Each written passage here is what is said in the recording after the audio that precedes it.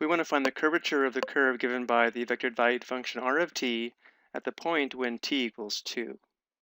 The curvature at a point measures how sharply the curve bends or how quickly it changes direction. As an example, the curvature of a line is 0 since a line does not bend or change direction, and the curvature of a circle is equal to the reciprocal of the radius, or 1 divided by r. More formally, the curvature measures how quickly the direction of the unit tangent changes with respect to a change in arc length s. So we can define curvature k as we see here, but notice how this requires the unit tangent vector to be defined in terms of s arc length, so we won't be using this formula, we'll be using one of these formulas here. More specifically, we'll be using this alternative formula for curvature, where we have the magnitude of the cross product of r prime of 2 crossed with r double prime of 2 divided by the magnitude of r prime of 2 cubed. Now before we do this, let's look at this graphically. Here's a graph of our space curve, and notice how this circle here would be called the circle of curvature at this point here on the curve, and therefore the curvature of the space curve is equal to 1 divided by the radius of this circle. The center of this circle can also be called the center of curvature. And we're trying to find the curvature when t equals 2.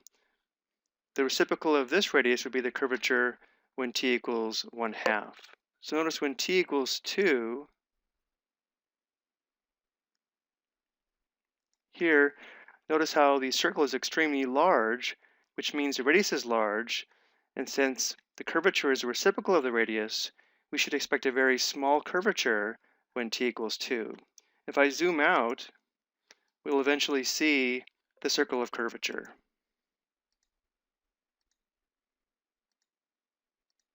So here we finally see it, but we've zoomed way out, and therefore this radius is extremely large, again meaning the curvature will be extremely small. So we'll begin by determining our first and second derivatives of r of t, and then evaluate those vector functions at t equals 2.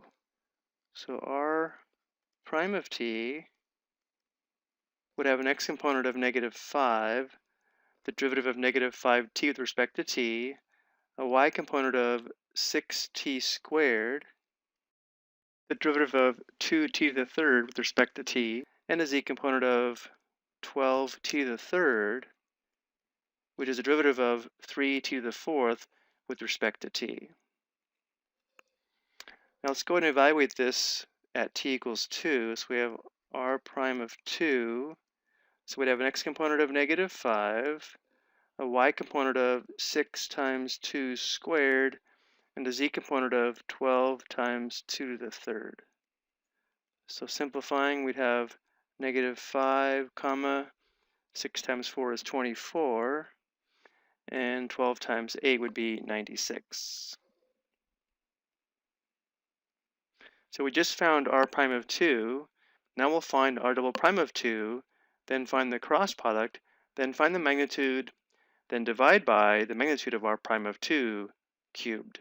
So r double prime of t would be equal to the derivative of r prime of t. So we'd have an x component of 0, a y component of 12t, and a z component of 36t squared. So now r double prime of 2, we'll substitute 2 for t. So we have an x component of 0, a y component of 12 times 2, and a z component of 36 times 2 squared. So we have an x component of 0, a y component of 24, and a z component of 36 times 4, which is equal to 144.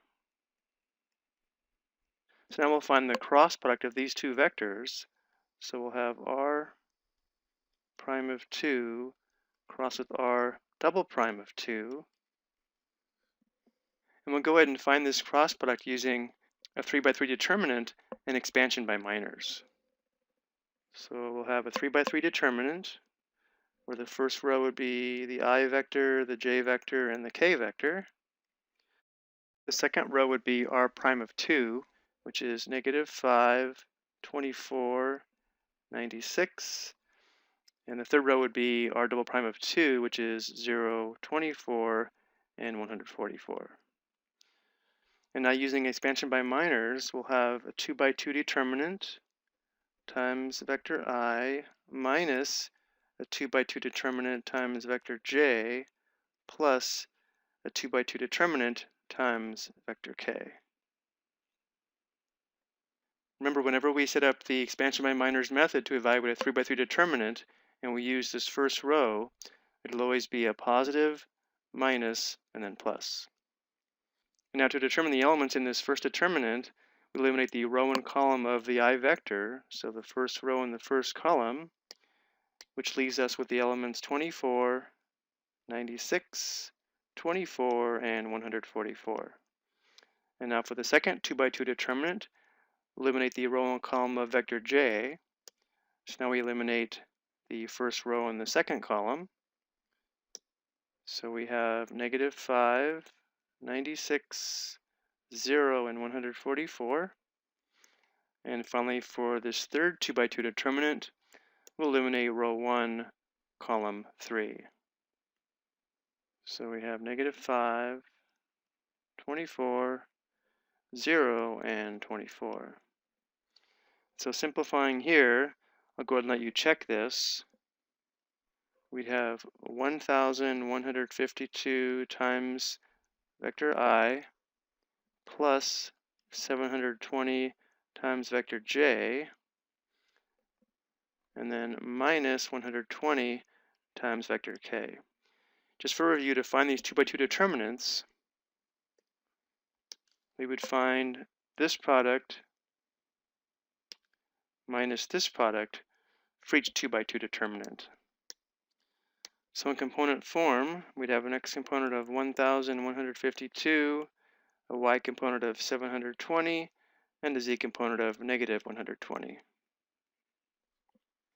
So now we know that r prime of 2 crossed with r double prime of 2, and we also found earlier that r prime of 2 has components negative 5, 24, 96.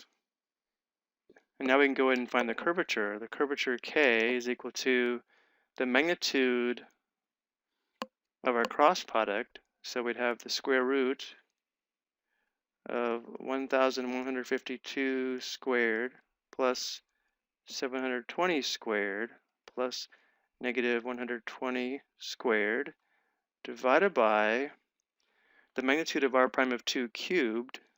So we'd have this cubed, and then we have the square root of negative 5 squared plus 24 squared plus 96 squared. And now we'll go to the calculator to approximate this value. Of course, you do want to be careful entering this in. So we'll have a numerator in parentheses. So we'll have the square root of 1,152 squared plus 720 squared plus negative 120 squared. Notice how because this is negative, we do have to have this in parentheses. So that's our numerator. So I'll press right arrow, close parenthesis, divided by our denominator. So we'll have another open parenthesis, and then the square root of, in parentheses, negative 5 squared plus 24 squared plus 96 squared. Right arrow, close the parentheses here, and then raise this to the third power. So caret 3 and enter. So to 4 decimal places, the curvature is approximately 0.0014. So just as we expected, notice how the curvature is very small because the radius of the circle of curvature is very large. So here we have the curvature of our curve at the point when t equals 2 is approximately 0.0014. So if we go back to our graph just for a moment, this curvature is equal to the reciprocal of the radius of the circle of curvature, seen here. I hope you found this helpful.